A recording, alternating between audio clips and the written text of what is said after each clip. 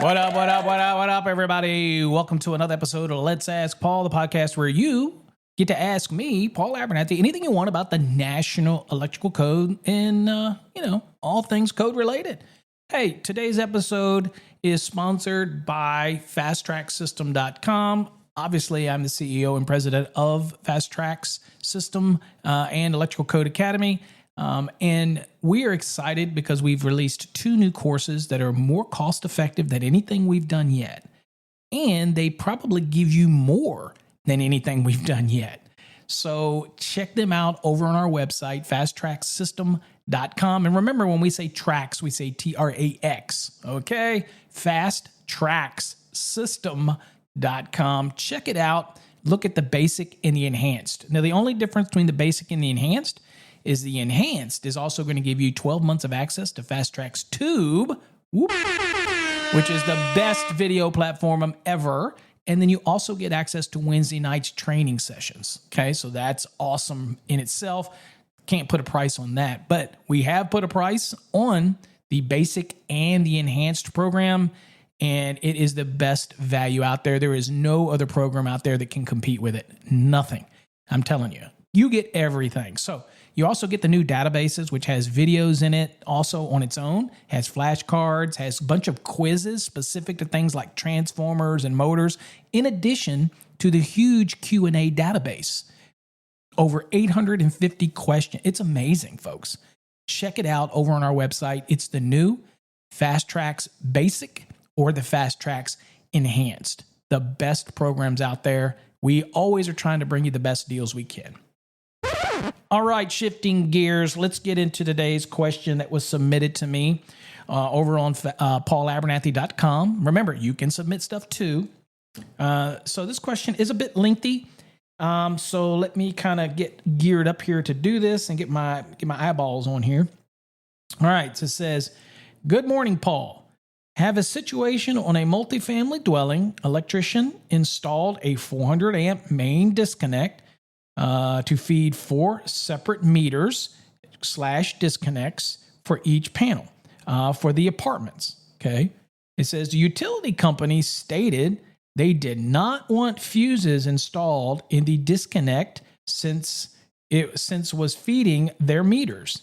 They just want the metal bar installed. So just a knife switch style metal bar installed, basically just making it an emergency disconnect at this point. Okay, I'm gonna have to clear up a couple things with that in a second, but okay. So, but there is SE cable going through the attic, serving the 2 other meter / disconnects, parentheses, weren't able to group all together due to window placement on the exterior. That's a problem. That's a problem. So we're going to try to look at that a little bit here anyway. Okay. Now it says, with that all said, is it legal now that the disconnect is not going to be fused and essentially the SE cable is unprotected going into the building and attic area to other locations? Okay. Couple things we're going to have to talk about this one here, folks. So we're going to have to dig into this a little bit. Now, first of all, there was a mention made about that meter or that disconnect ahead of the meters, and it looks like a 4-gang meter stack here, or was going to be 4-gang meters. Because of a window, it's now 2 and 2. So that disconnect is on the supply side of the meter stack or the meters itself. Okay. So the utility is saying, look, I don't want a fuse there. I want just a disconnect. That's it. Now you're calling it an emergency disconnect, right? So the first thing that I would say, let's go look real quick at emergency disconnect in 230.85. Okay, so you should all be, if you're listening, if you're riding down the road, don't do this, folks, okay? Don't do this. You should be in 230.85, just kind of touching on the statement about emergency disconnect. So this seems like this is a multifamily building. There's 4 different apartments in it. So 230.85 is specific to 1 and 2 family dwellings. Okay, so not what we've got here. This is a multifamily, so 230.85 is really not in play here. So it's still a disconnect, but it's not necessarily going to be meeting 230.85 for emergency disconnect. Okay, so I just wanted to kind of get that out of the way. All right. Okay, so now the utility wants the disconnect that's ahead of the meters to be knife only. Okay, they don't want it to have any fuses or anything in it. Okay, so it is purely just a disconnect, right? And so in that scenario, that is perfectly fine for you to have that to not have any, because that's not the service protection. That's not the service equipment. That's just a meter disconnect. Okay, allows them to be able to cut the power off and effectively separate the building from the service conductors that are coming to the building. Okay, that's all that's there for. It's just to cut it off. Now, you have to remember now, the manufacturer, I shouldn't say manufacturer, let's back up. The utility holds all the cards here. They're telling you what they want. And so you got to pretty much do what they want. And they don't want fuses in there. Okay, fair enough. Now, let's talk a little bit, though, about some of the other parts in here. Now, first thing that we have to look at is that you made a statement about where they're not grouped together. Okay, so 230.72 states that you have to group. Okay, so it says we're 2 to 6 disconnects if permitted by 230.71. Now, in this case, 230.71 is the maximum number of disconnects. Seems to me here you've got 4. All right, so you're looking at 230.71b. It says the 2 to 6 service disconnects shall be permitted for each service permitted by 230.2. Sounds like there's only one service coming to this building. It's coming in. They want to disconnect. Then it's going to hit us area where it branches out to the individual units service disconnecting means. I get you. Okay. So again, or for each set of service interconductors permitted in 230.40, exception 1, 3, 4, or 5. Okay. So what you've got here is you're going to have up to 6 disconnects, and they're going to need to be grouped together. That's in 230.72. Okay. Now there is exceptions to this rule for other things, but generally, just speaking, normally that's not going to apply. So it says that the 2 to 6 disconnects as permitted in 230.71, which we just looked at, these 4 service disconnects to these individual apartments shall be grouped. Each disconnect shall be marked to indicate the load served. Okay. So at this point, they're not grouped because you had no space at the window. Sadly, that's not a reason to forego this, and the inspector should have called this out. The grouping is required. However, do you remember what it said about the maximum number? All right. Well, the maximum number, it allowed me to also take into consideration 230.40 exception number 1, number 3, number 4, number 5. So real quickly, we're going to go look, and this is probably not your situation because you're concerned about those SE cables. If you go look at 230.40, we're talking about the service entrance conductors themselves.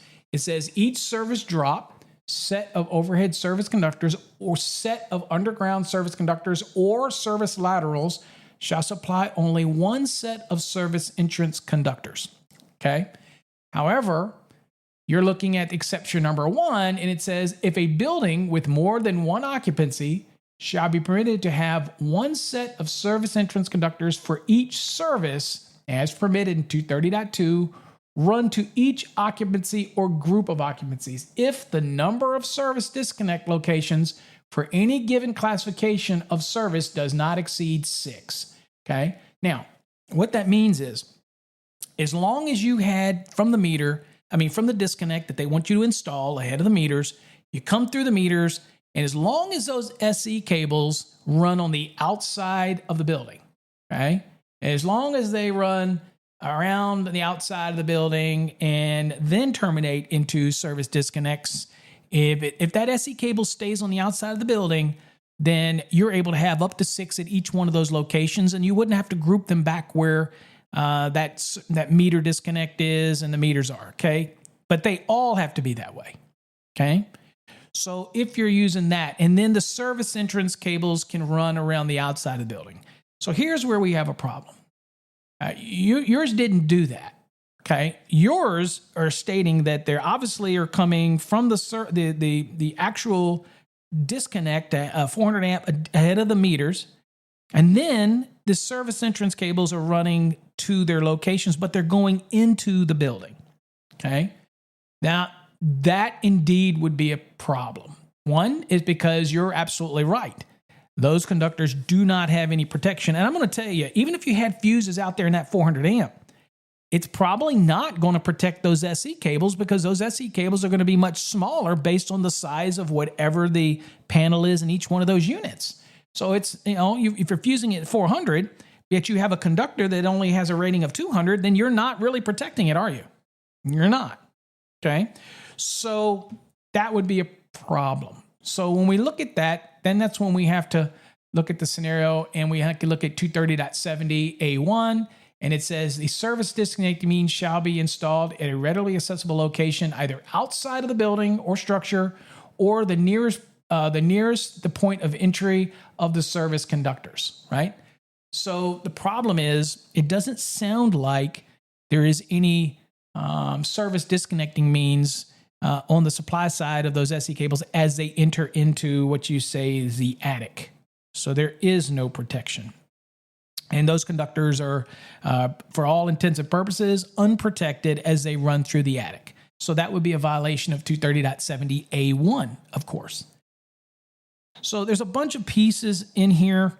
I believe that if you did not group them all together, that if you're using with SE cables and everything's outside, if you are SE cable is going around the building before they pop into the units, then I think you're going to be using 230.40 exception number 1. And then once you hit that unit, you have up to 6 at that each one. But those service conductors are outside of the building until they penetrate. The moment that you put disconnects, 2 of them at one location, and then you run the other 2 around in service entrance conductors, and you put them, and then it immediately goes into those units, then you're okay there as well. The problem that you're going to have with grouping is if you happen to put 2 service disconnects outside next to the 2 that you did install where the window was, right? And now there's feeders going into the building, but then you have service conductors running around and going around the building into it.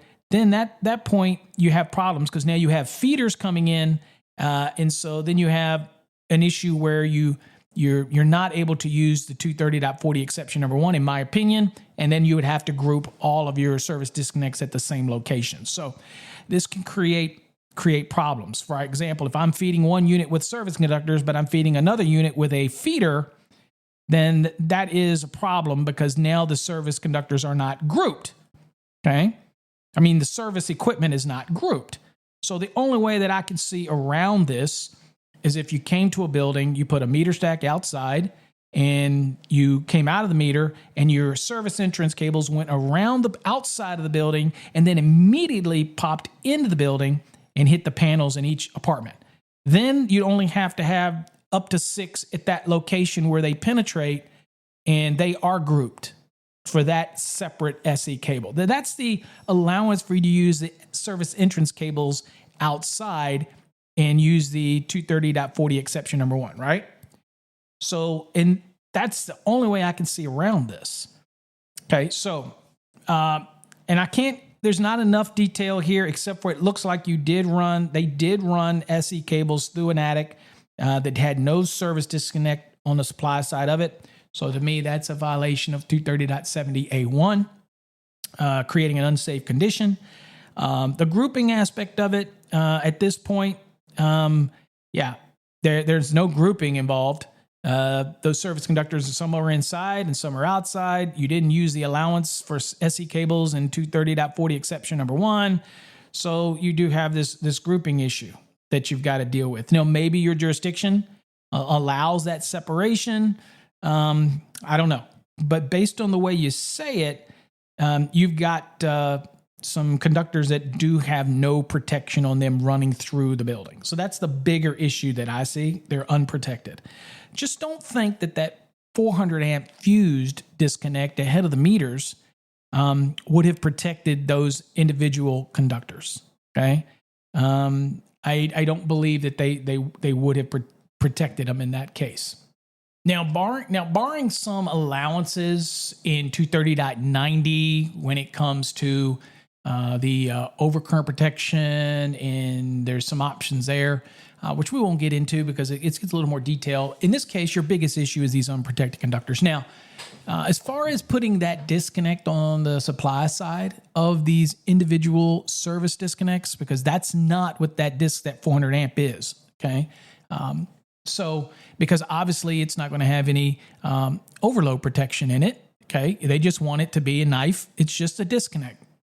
Okay, well, you're allowed to have that in 230.82 item 3, and that is basically a meter disconnect switch. That's what they want. It's got to be rated to be able to handle the short circuit current rating, SCCR. It's got to be equal to or greater than the available fault current, which they can provide you. And obviously, the disconnect itself has to be capable at interrupting the load that's being served. So there's obviously some load calculation, which we've determined that it obviously is a 400 amp setup. So obviously somebody submitted a load calculation. And of course, it has to be labeled as a meter disconnect, and it's not service equipment. So all they want is a disconnect, and that's what they want. So it is what they want. So that's lesser of your issue. Give them what they want. The bigger issue, again, is the grouping.